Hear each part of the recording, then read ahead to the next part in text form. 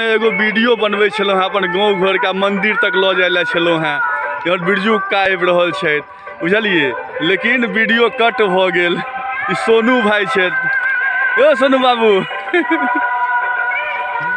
आ एमहर बाबा छै, देखियो न। बाबा वीडियो बनबै छियै।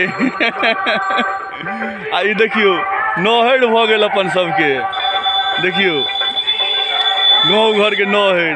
अखन पानि नहीं छै, सुखा गेल छै। आ देखियो हैया मंदिर, बुझलिए, ई मंदिर बड़ा आस्था से, इनका बड़ आस्था छन बाबा के, तो बहुत बड़ा आस्था छन, बुझलिए। देखे छियै बिल्कुल जे छै से नहर के किनारा में बनल है, देखे छियै। देखियो भोर में एगो वीडियो बनेने छलहुँ तो अधूरा रह गेल छलै, तो अब कटि गेल छलै।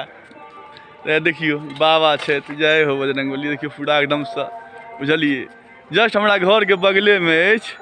देखे छियै चाचा सब एलखिन हन। बुझलिए, ये देखो फुलबाड़ी सामने, बुझलिए, देख लिया गाँव घर के।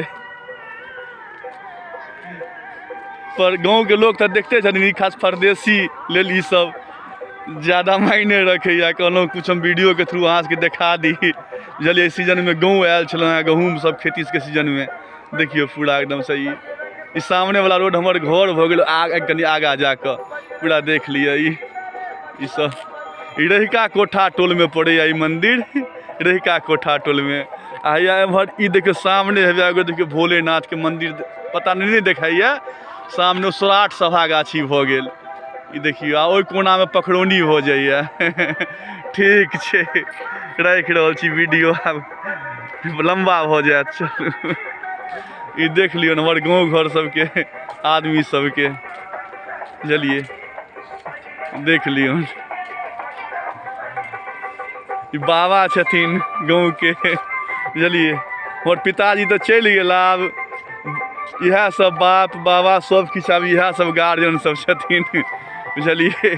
रखै छी, बुझलिए, वीडियो बनबै छियै, यूट्यूब पर डालबै। हाँ, ई सोनू भाई छथि हमर, बड़ा हीरा आदमी छै। किछु कहबनि? ठीक छै, चलियो गाँव के सब छोट मोट दुकान सब राखि रहल छी।